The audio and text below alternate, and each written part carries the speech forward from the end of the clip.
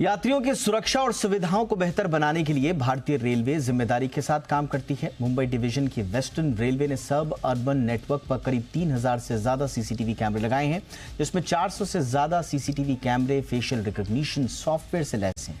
क्या है इन कैमरों की खासियत, बता रहे हैं सौरभ पांडे।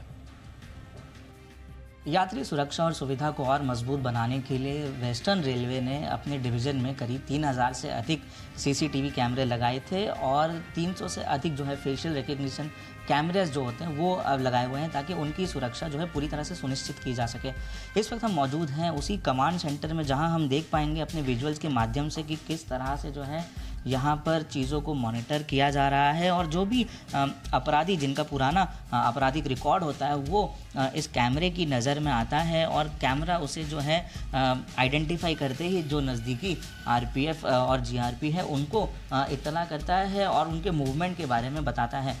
इसके अलावा अगर बात की जाए इस सर्विस की, तो ये जो सर्विस है ये करीब 2022 में इसकी शुरुआत की गई थी और उसके बाद से जो है ये पूरी तरह से डिजिटली जो है सिक्योरिटी सिस्टम जो है वो मॉनिटर होती है, ताकि यात्री लोगों को किसी भी तरह की असुविधा ना हो सके और जितने भी जो चीज़ें होती हैं, जो प्रैक्टिसेस होती हैं गुनहगारों द्वारा, जैसे कि चोरी हो गया, इसके अलावा पिक पॉकेटिंग हो गया, मोबाइल थेफ्ट हो गया, वो सारी चीज़ें जो हैं उससे यात्रियों को अभी निजात पाते हुए मिलेगी। अगर बात की जाए करीब 2 साल में, तो आरपीएफ ने करीब 800 से अधिक केसेस जो हैं इस कैमरे की मदद से सॉल्व किया है और इसके अलावा आरपीएफ और जितने भी प्रशासन है उनका मानना है कि अगर कोई भी ऑफेंडर किसी भी तरह की परेशानी या बदमाशी करने की सोच रहा है तो उससे पहले वो ये जान ले कि ऊपर वाला सब देख रहा है।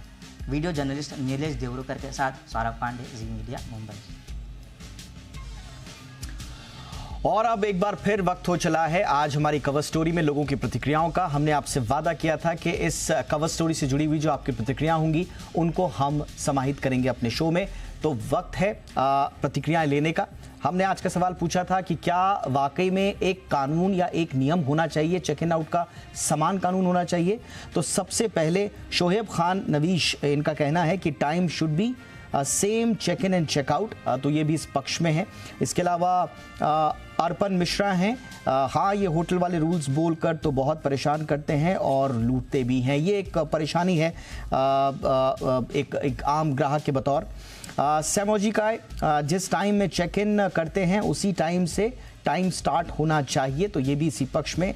आर्प 1901, बिल्कुल ऑल इंडिया लेवल पर एक समान हो चेक इन चेकआउट, ये इसके पक्षधर हैं।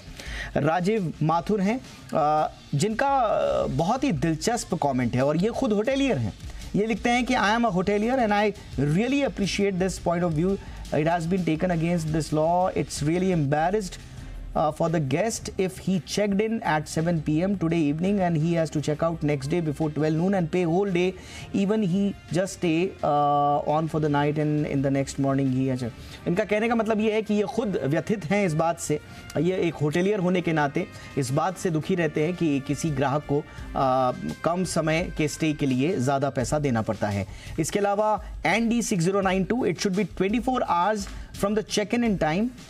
The current practice of hotels is unfair practice. Check-in time 3 p.m, check-out time is 12 p.m. ये कुछ हवाला दे रहे हैं जहां पर 3 बजे का चेक इन और 12 बजे का चेकआउट होता है, इसको ये अनफेयर प्रैक्टिस बता रहे हैं और इस पक्ष में है कि एक समान कानून होना चाहिए।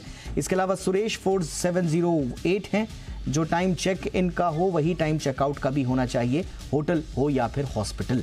तो ये हमारे उन सुधी दर्शकों की प्रतिक्रियाएं, हम क्योंकि एक मुहिम के माध्यम से इसको चला रहे हैं और सरकार जब तक इस पर एक समान नियम पर बातचीत करके स्टेक होल्डर से उनकी राय जान समझकर इस पर कोई निर्णय नहीं लेती, ग्राहकों के हक में कोई फैसला नहीं आता, हमारी ये मुहिम जारी रहेगी। आप भी हमारी इस मुहिम के साथ जुड़िए, समय समय पर हम इस विषय पर अपनी आवाज़ दर्शकों की आवाज़ के साथ मिलाकर उठा